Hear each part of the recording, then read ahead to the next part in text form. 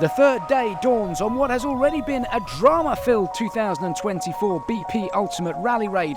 But today things get even tougher. The longest stage of the rally as the riders and drivers travel through Portugal and head for Spain.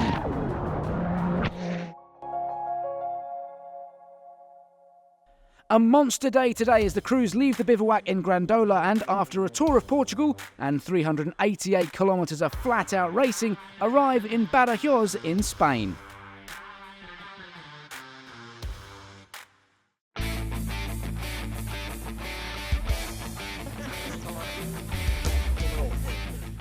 In the bike category, the riders arrived at the stage start bright and early along with the fans. And for rally leader Tosha Schreiner, today marks the biggest challenge yet. We can to do a good job today and push with my guys. And keeping him honest today, Sebastian Buehler on the Hero machine, first into the stage after his win yesterday. Today I will open the longest stage of the rally, so I will try to keep calm and try to push, but also in the safe place. Straight in for Buehler then. His passport might say German, but Sebastian has spent most of his life here in Portugal. So it comes as no surprise to anyone that he knows exactly how to tackle this tough terrain.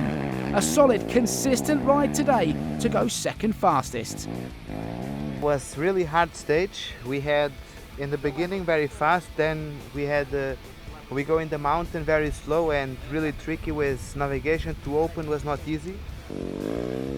Hero teammate Ross Branch hasn't really been able to match the pace of Buehler, but he's been there or thereabouts all rally. He's riding cleverly, deep in the knowledge that the championship is the bigger picture here in Portugal, fifth fastest. I'm really enjoying it. Portugal's awesome.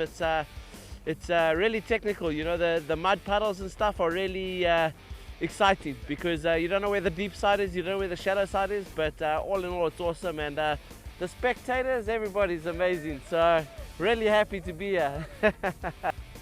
A great day for local rider Antonio Maio on the Yamaha. He was on course to finish behind Buehler, rounding out the top three, but the Portuguese man also picked up penalties and as a result dropped down to sixth.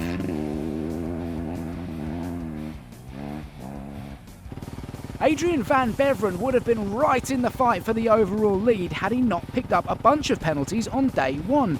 Nonetheless, the Frenchman hasn't given up yet, fourth fastest. At the middle we had more navigation, more like a tricky piste with many corners, and I enjoy a lot. I think I rode quite good. And toward the end, after the cars, it's really not nice to ride. But up at the front and continuing his domination of the two-wheel category, Tosha Schreiner takes the stage win, albeit by only 48 seconds from Buehler. But it means he also extends his overall rally lead to nearly 4 minutes.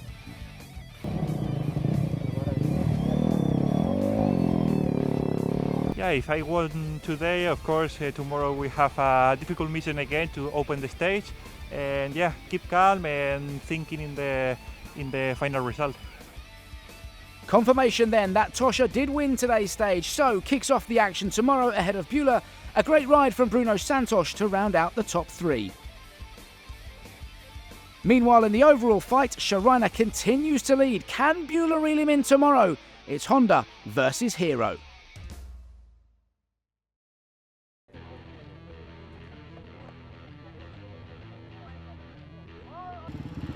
In the quads, Manuel Andayar remains on course to win every single stage of this year's rally, dominating once again today.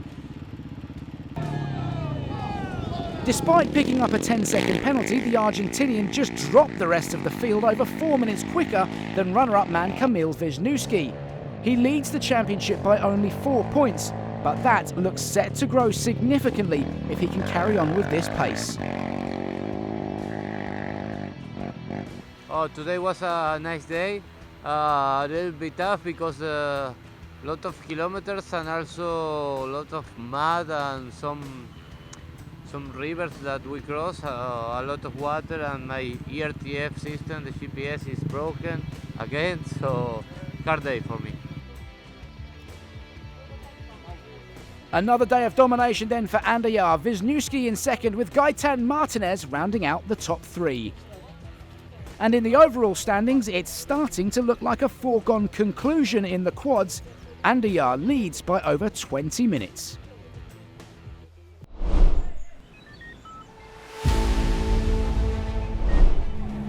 To the ultimate class now, and for America's Seth Quintero, it's been a rally of ups and downs. He hasn't been able to take the fight to the front runners this week, not as comfortable on this terrain as he would be on sand, and he's still finding his feet in the Toyota Hilux, a creditable 5th place today.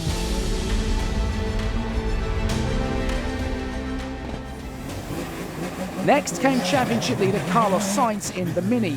The Spaniard was setting stage-winning splits before things began to fall apart. An overshoot and later issues with the wiper system. The car looked well used as he arrived into the stop control, having pressed on to finish 4th today. He didn't have much to say at the stage end. No wiper. It wasn't easy because I couldn't see very well. Another good day for the man half of Portugal are cheering for.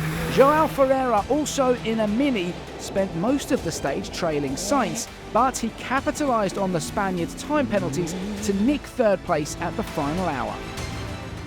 It has been a relatively fraught-free rally for Lucas Moraes, the Brazilian keeping himself out of trouble, but today was when he turned up the wick, wringing the neck of his Toyota Hilux, and the reward, despite a puncture, was just. 2nd fastest today and up to 3rd overall. I'll try to, to make my way up to on the stands, but 50 k's to go around that. We got a puncture. To be honest, I don't know where. It was a slow puncture and I had to stop, and then we lost all the advantage.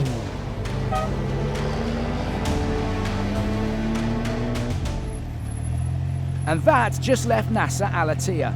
A stage win yesterday, and the Qatari was out to repeat that effort today. We know these conditions suit the pro driver Hunter, and Al-Attiyah and co-driver Edouard Boulanger were out to exploit that over today's longer stage distance. Another W2RC stage win, and another couple of minutes added to his overall lead.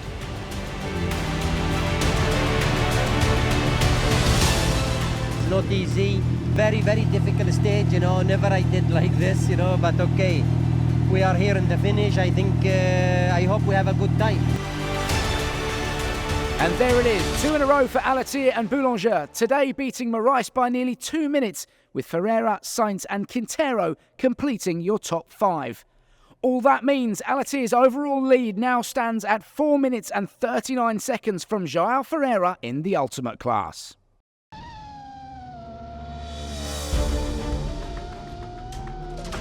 Without question, it has been the Challenger class that has given us the maddest action of the day.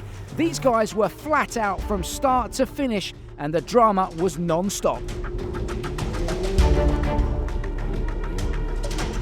Sebastian Loeb, overnight leader and stage winner yesterday, was first in. A steady start, but he began to build the pace after the 107-kilometre mark.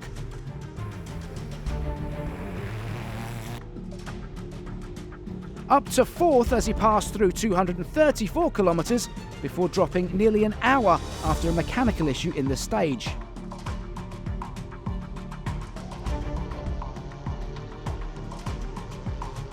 Joao Diaz was the early runner in this mammoth test today, but he too would run into problems and drop over half an hour and out of the overall podium positions. A tough day out there. Just look at this caught on camera. Ricardo Souza getting it all wrong and ending up on his side. The faithful fans coming to his rescue, and he was soon on his way again. Back in the stage, and Rokas Baciuszka picked up the lead, but not for long. Enter Luis Portela Moraes in the OT3 machine, a prime opportunity to take a stage win at international level on home soil. He was leading Baciuszka, but by just 13 seconds. This was now a sprint to the finish, and Baciuszka got the hammer down for the final 60 kilometres. It was going to be so close. He crossed the line first, but Morais was yet to complete. Today I was pushing like hell, actually 2 times almost crashed, but yeah, if don't risk, you know, you never win. Making his way across the finish line, Morais waited for the time to appear, and the clock swung in favour of Baciuszka. After 388 kilometres, the difference just 52 seconds. I think we managed very well the car we have, and so finally a good stage we deserve, for sure.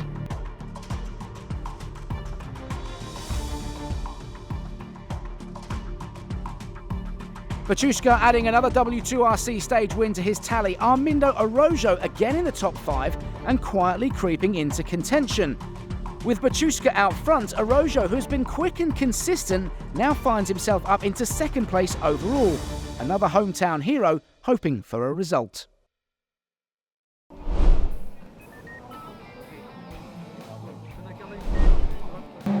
And finally, to the SSV class, João Monteiro once again outpacing everyone else in his South Racing Run Can-Am. Over 8 minutes clear of Rui Serpa. His lead now a healthy 15 minutes. No question the terrain was tough today, but Monteiro rose to the challenge.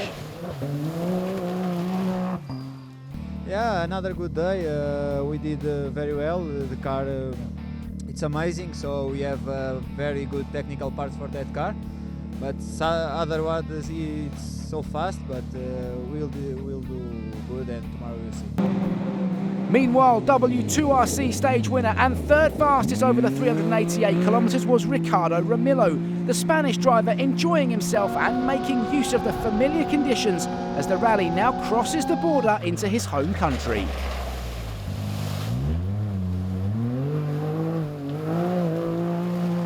I like so much. It's difficult, so much difficult. Many cars left in the track, right and left. Crazy stage, but I like because in my city, my home, we have this climb and training so much with the motorbike, motocross and enduro and trial in this style. What an event it has been for Monteiro, leading from stage 1 and another convincing stage victory today.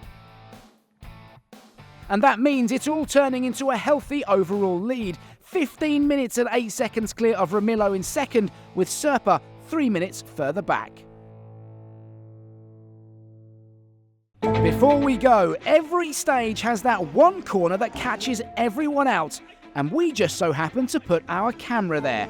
So we'll leave you with a few off-road excursions, and we'll be back tomorrow for more action from the BP Ultimate Rally Raid, this time from Spain. Don't miss it.